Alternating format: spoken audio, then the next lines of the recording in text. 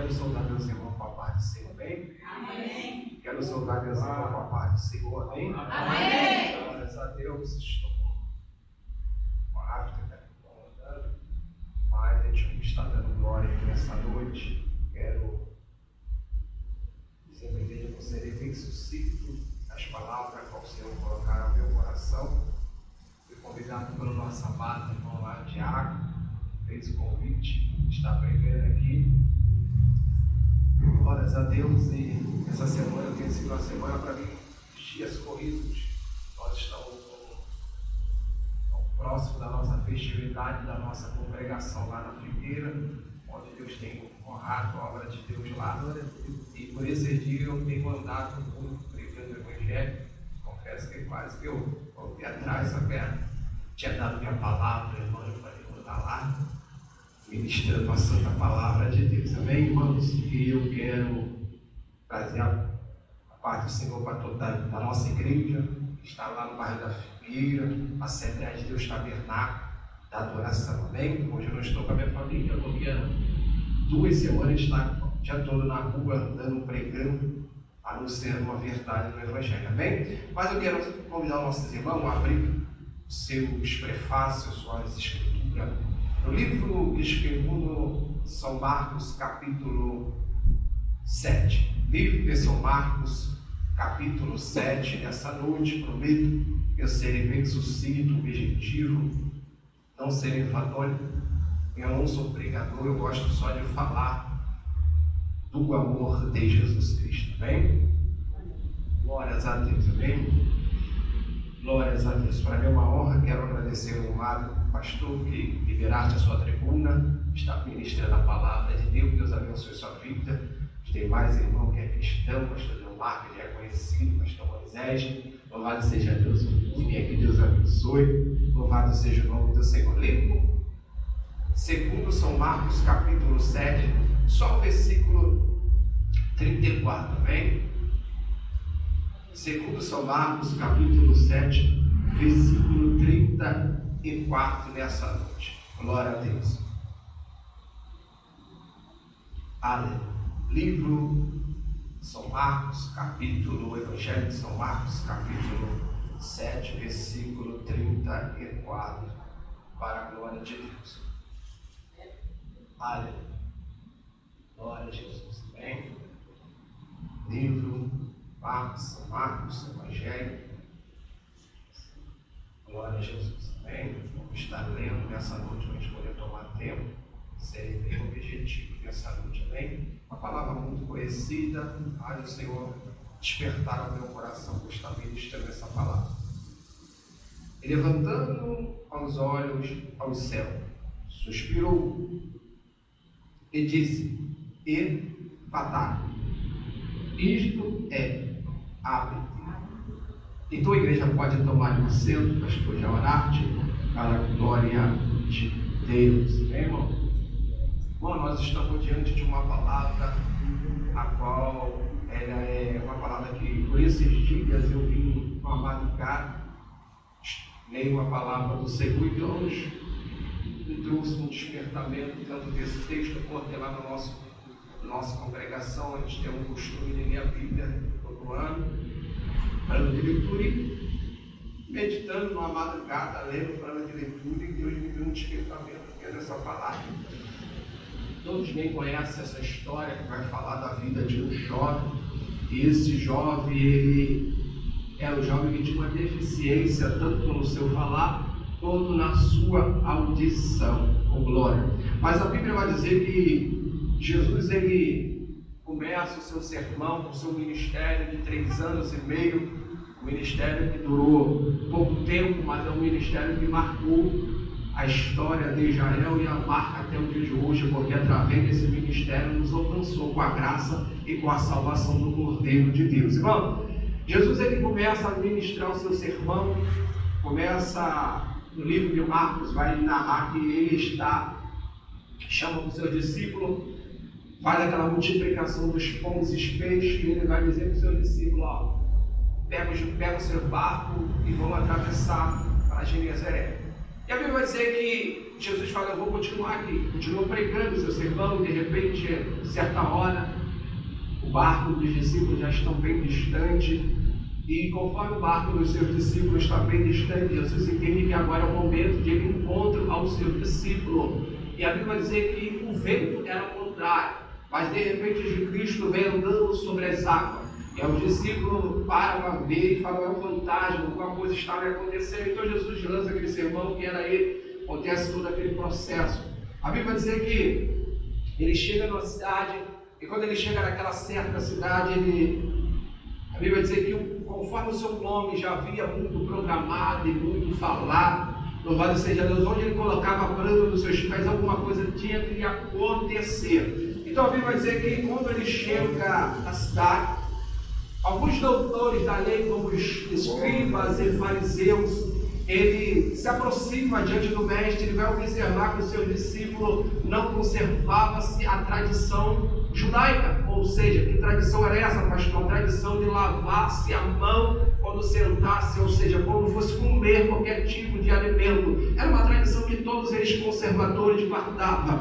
Mas aí eles chamam de Cristo, quando eles queriam pegar um defeito de Cristo. Louvado seja o nome do Senhor. Então eles olham para Cristo e falam, Senhor, mas o seu discípulo, ele come, louvado seja Deus, com as mãos sujas. Aí Jesus vai começar a interrogar e dizer o que contamina o homem não é o que entra, mas sim o que sai, louvado seja o nome do Senhor. E a Bíblia vai dizer, por essa interrogação, Jesus lança o seu sermão profético para aqueles homens. Imediatamente ele sai daquela região e vai descer para a cidade de Sidão, ou seja, de Tiro e de Sidão. Louvado seja o nome do Senhor. E ele chega numa certa casa chamada, uma casa, ele não querendo muito ser conhecido, não queria que ninguém soubesse onde ele estava. E a Bíblia vai dizer que nessa casa se ajunta o povo, ou seja, a multidão, sabe que ele está dentro daquela casa, e aquela multidão para ele lá daquela casa, louvado seja o nome do Senhor. E Cristo começa a pregar novamente o seu sermão, louvado seja Deus. Entenda bem, Jesus está numa cidade que não era a cidade da tradição judaica, ou seja, ele foi pregar para os judeus. Então vamos entender, para nós poder entender o contexto da história. A Bíblia vai dizer que uma certa mulher, louvado seja Deus, grega, ela se aproxima do Messias e vai dizer, Senhor, louvado seja o nome do Senhor, rogo que vá em direção à minha casa, porque a minha filha está possessa de demônio. Ou seja, havia muitos doutores da lei naquele tempo, louvado seja o nome do Senhor, mas não poderia operar um milagre sobre a vida daquela mulher. Mas um se levantou e aquele fez a diferença. E onde ele estava, o povo ia atrás, louvado seja o nome do Senhor. Se tu se vir para colocar na brecha, Deus começa a fazer o movimento. A Bíblia vai dizer que a mulher rega, roga a Cristo, fala, Senhor, vai em direção à minha casa. Jesus imediatamente, ele, como a sua missão não era pregar para os gentios, antes era para os judeus. A Bíblia vai dizer que ele falou, não é lícito eu tirar o pão da mesa e dar para os cachorrinhos. Aquela mulher, ela olha para Cristo e tem uma palavra muito bem também aplicada. Ela vai dizer, ó, até os cachorrinhos comem da migalha e caem da mesa. Quando Jesus começa a dialogar com aquela mulher, imediatamente os espíritos que se apoderaram da sua filha foi-se embora. Ou seja, Jesus já está mostrando ali que a sua missão não era pregar para o povo gentil, mas sim para os judeus. Aleluia. Tentaram unir de volta aquilo que não tinha, se perderam pelo caminho. Mas a Bíblia vai dizer que Israel se perdeu, então Cristo veio com a missão de trazer de volta. Quando os discípulos interrogam o mestre, fala, mestre, quando tu restaurará Israel? Aí Jesus diz, isso não compete a ti. Só ele sabe o dia e a hora. Aleluia, Deus! E a Bíblia diz que Jesus ali sai da região de Tiro e de Sidom e vai descer em direção às cidades de Decápolis. Decápolis é mais conhecido como... Era conhecido como as 10 cidades. Que 10 cidades era essa? As 10 cidades que Roma tinha o domínio e tinha meu poder. Então dava o seu nome de Decápolis. Por quê? Porque Roma dominava sobre as 10 cidades. E uma dessas cidades também era Tiro e Sidom. Então a Bíblia vai dizer que Jesus ele chega na cidade, em Decápolis, onde era dominada pelos romanos. Por quê? Jesus está numa cidade que ele não queria automaticamente ser reconhecido pelo povo. Por causa de quê? Ele queria proclamar o evangelho genuíno para os seus discípulos, queria ter um particular com os seus discípulos, mas o nome dele estava acima de César, o nome dele estava acima de Herodes. Então, por onde ele chegava, alguma coisa acontecia, uma multidão lhe ajudava e lhe apertava. Então, quando Jesus está em Decápolis, se aproxima aquela multidão, começa a lhe cercar. Jesus está no centro e começa a lançar o seu sermão profético.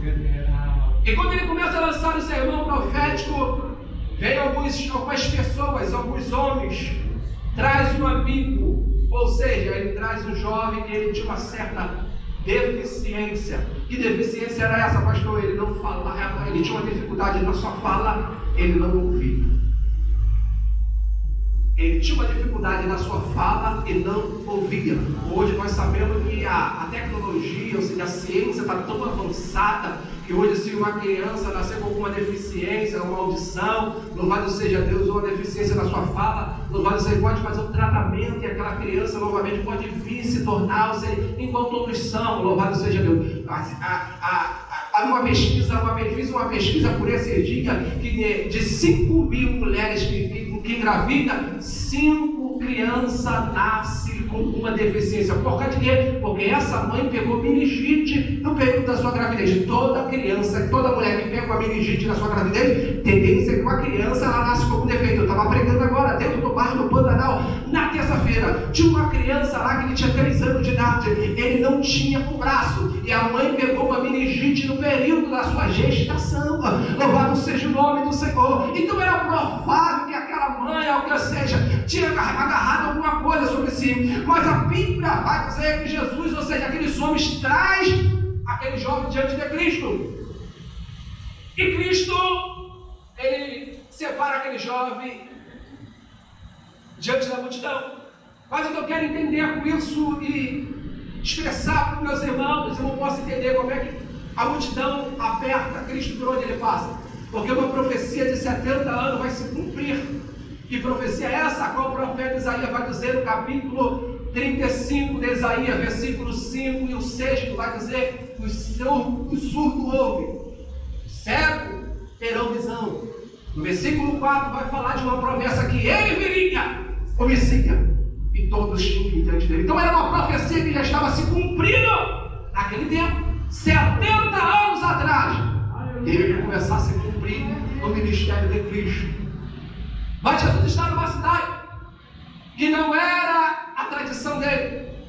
Segunda vez que Jesus entra nessa cidade, pela região dominada pelos romanos, era uma cidade gentia, ou seja, primeiro, quando no capítulo de Marcos, versículo 5, Marcos capítulo 5 vai começar a narrar uma história, e quando Jesus ele atravessando o barco, ele para, ou seja, numa cidade mais conhecida como a cidade do Gadareno, que era uma das cidades dominadas pela Roma. A Bíblia vai dizer que havia um homem que vivia trancado entre as cavernas, ficava escondido dentro das cavernas. Os aguilhões não poderiam prender, por causa de que ele tomava posse, uma legião tomava posse do corpo daquele homem. Quando Jesus coloca o pé na cidade, o demônio que toma posse do corpo daquele jovem vai se apresentar diante de Jesus e vai falar: tu vieste nos atormentar diante do tempo. Jesus faz a seguinte pergunta, pastor Moisés, para aquele homem: quem está nesse corpo? Aquele demônio fala: é uma legião. Entenda-se bem, irmão, uma legião romana tem aproximadamente 6.000 homens soldados. Então era para mais de 6.000 demônios que se apoderava do corpo daquele jovem. Então Jesus vai lançar uma palavra profética: a partir de hoje acabou o momento de você dominar sobre essa vida. Tu vai sair do corpo desse homem. Não quero saber para onde você vai. Se você vai para os corpos, então vai, meu filho, porque no corpo desse homem tu não aguenta mais.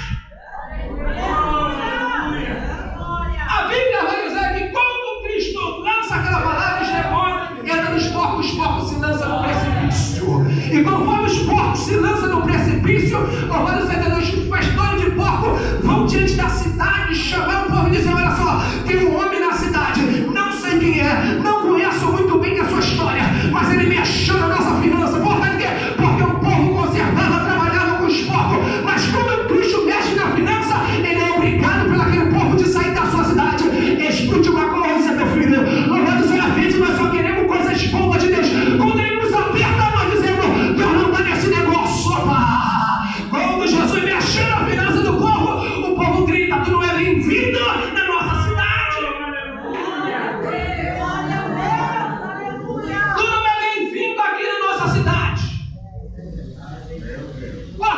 Cristo mexe na finança. O povo lá trabalhava com os porcos. Era o lucro. Mas Jesus não queria mexer. Quem foi o demônio. E a Bíblia diz que Jesus, ele entra novamente nessa cidade. Só que agora o nome de Cristo está chamando nós falar de licença.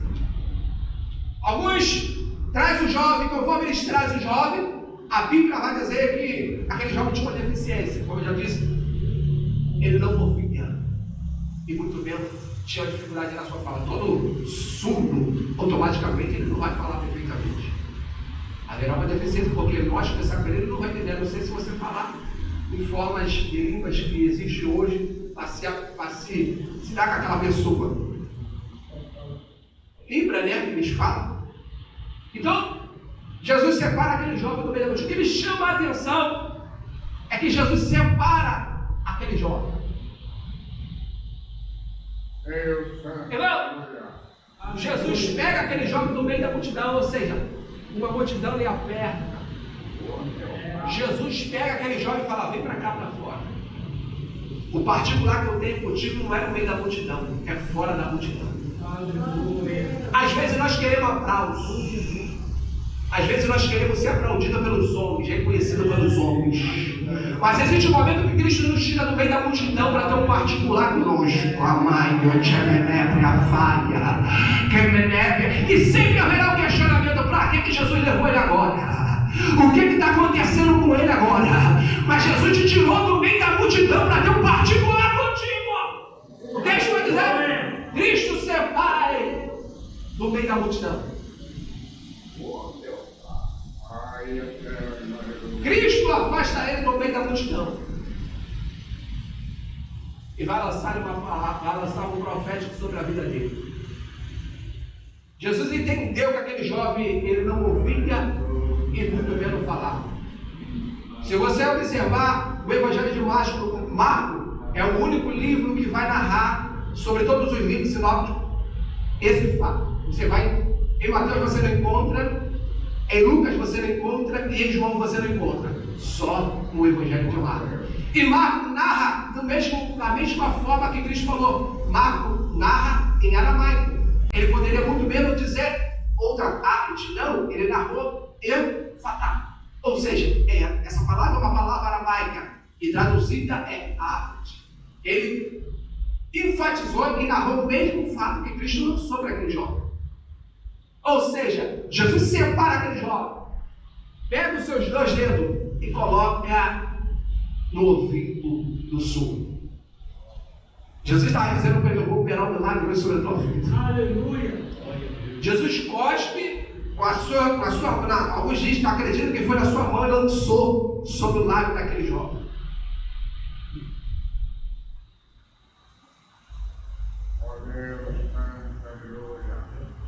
Imediatamente a audição voltou. A sua fala se tornou perfeita. E Cristo inspira dentro de si e fala: Efatá. E quer dizer arte.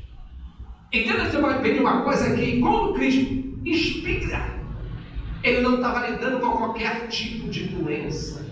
Ele entenderia que quem tomava posse daquele corpo daquele jovem que travou seus ouvidos e a sua fala era uma legião satânica.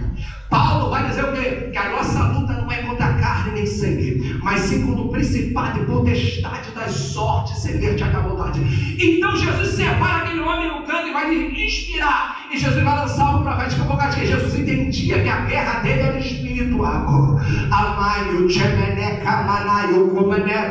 E hoje eu quero profetizar sobre a sua vida, sobre o teu negócio, sobre o teu ministério, sobre o teu lar, sobre a tua família. Levantar de Deus, porque Ele quer, pastor. Porque hoje o Cristo está aqui inspirando e vai lançar isso. Aquilo que está travado vai destravar. Aquilo que está fechado vai se abrir. Só quem toma posse disso já ganhou o pronto e agora. Opa! Só quem entende, vai!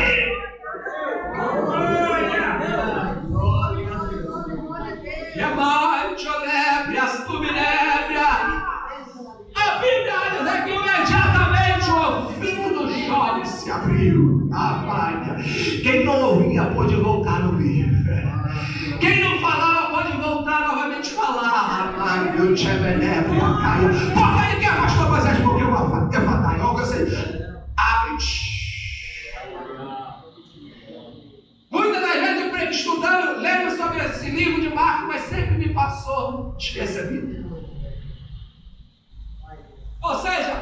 lança uma palavra profética. Ele fala, abre. Então Jesus entendia que era necessário alguma coisa ser aberta. E o que dava para aprender aquele jovem era físico, era a unção, era a sua fala. E eu fiquei indagando até hoje de madrugada, falei, meu Deus, o que é isso, meu filho? Tem coisas travadas na vida ministerial de muitos. Tem coisas travadas na vida sentimental de muitos. E precisa ser aberto. Mas precisa lançar a palavra profética. Amai,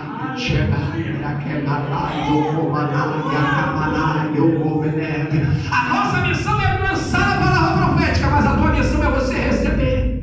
É meio porque não disseram para mim que você vai ser um pregador da palavra.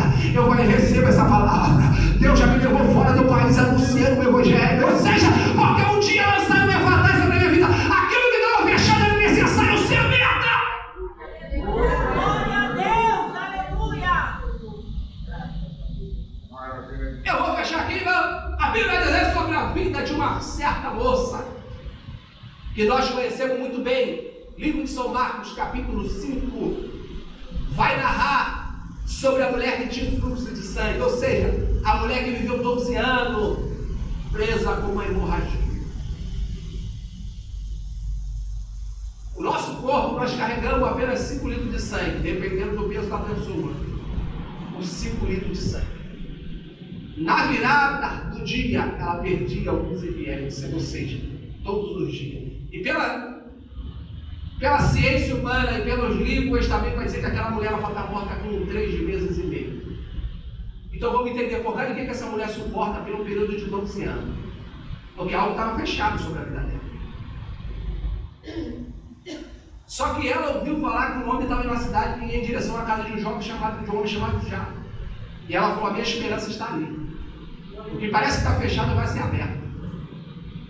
Se tem uma multidão na minha frente, eu vou romper. Se tem um processo na minha frente, eu vou romper. Porque a porta está ali. Então para mim entrar nela, porque ela já está aberta. Aleluia. Amado, eu te Aleluia. E eu falei, Deus, como é que pode essa mulher viver 12 anos sangrando e não morrer? Ou seja, a morte todos os dias acompanhava. Tem um acidente, qualquer cortezinho que você tiver, e tiver muito sangramento, se você não conseguir estancar e morrer para o hospital, automaticamente você vai começando a perder as suas forças, a sua visão vai se apagando, daqui a pouco tudo já ia. Essa moça viveu pelo período de 12 anos. Descobri no livro de 2 Samuel, capítulo 3, vai narrar uma história de um fato, que quando Davi reinou sobre Israel, ou seja, e quando Saul morre, quem toma conta é o seu filho. Havia esse conflito entre o reino de Davi e o reino de Saul. E nesses conflitos, um dos generais de Davi chamava Joabe. E um dos generais que tomava conta do exército do filho de Saul era Abi. Houve um conflito familiar. O irmão do exército, o irmão do comandante do exército de Davi, morre na guerra e quem mata é Abi, general do exército do filho de Saul. Só que houve um período de conflito entre o general do filho do exército de Saul, que comandava, que Saul já tinha morrido, era seu filho, e ele agora vai chegar diante e manda o mensageiro até Davi e fala, Davi, queremos unir, colocar tu para reinar sobre as 12 tribos. Davi fala, já que você quer fazer aliança de paz, manda Mical de volta, então eu vou saber que verdadeiramente tu quer fazer essa aliança. Manda Mical. Depois ele vai com alguns soldados para dentro da cidade onde Davi está reinando.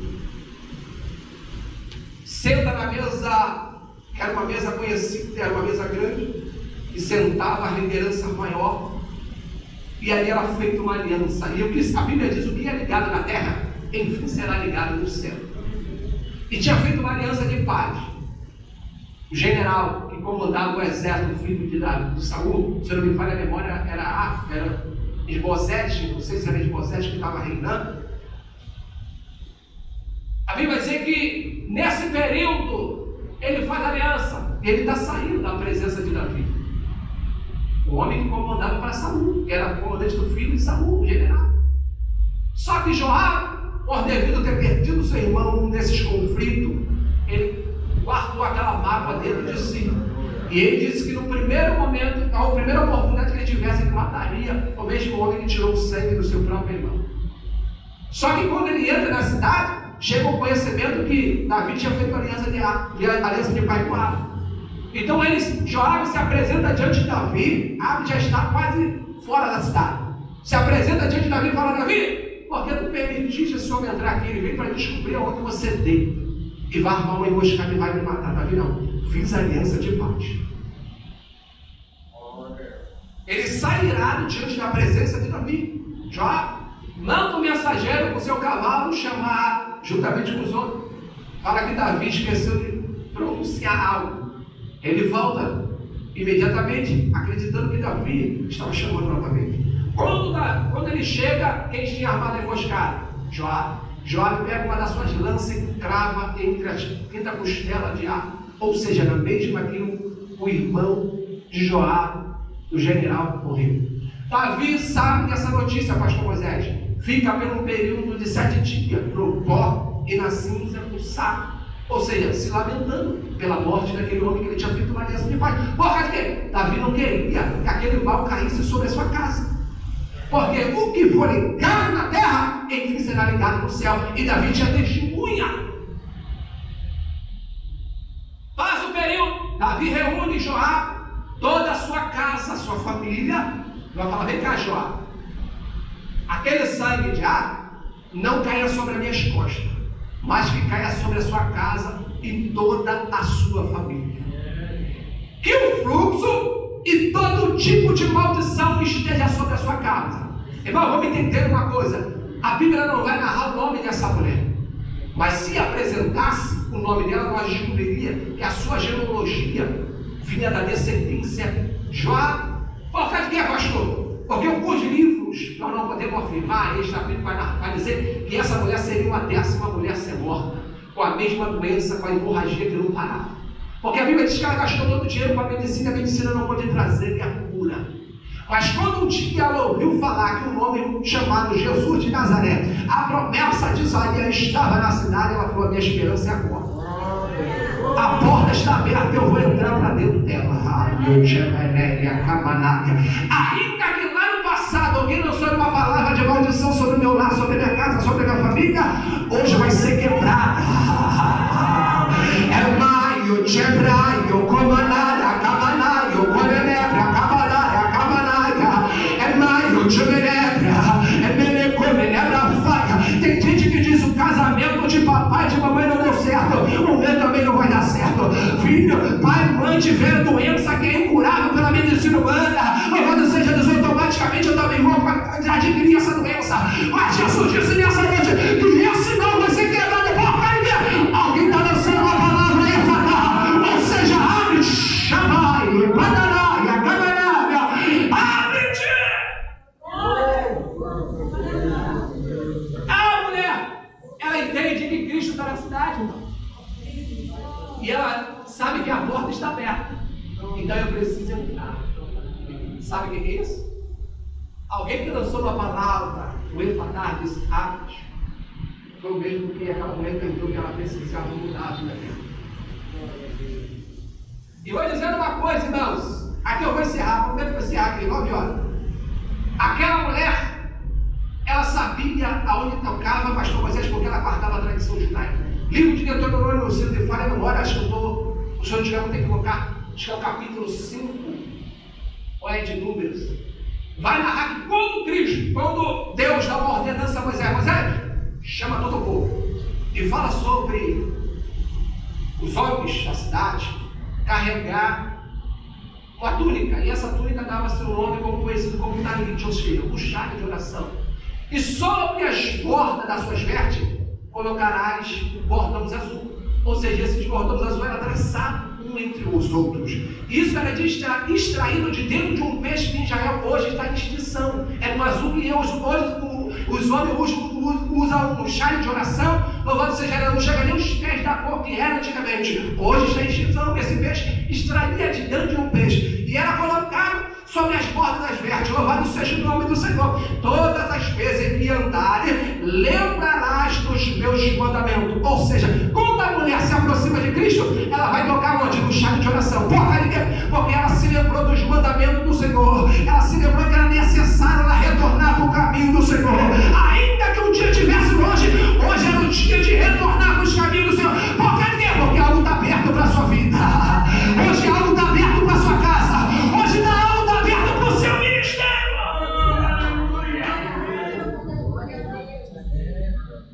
Jesus separa aquele homem e fala: Efatá, abre. A mulher entende que tinha algo aberto para ela. E era necessário ela romper a multidão. E o que Jesus faz com o jovem? Tira do meio da multidão. Às vezes é necessário o Cristo tirar do meio da multidão e lançar uma palavra profética para a nossa vida.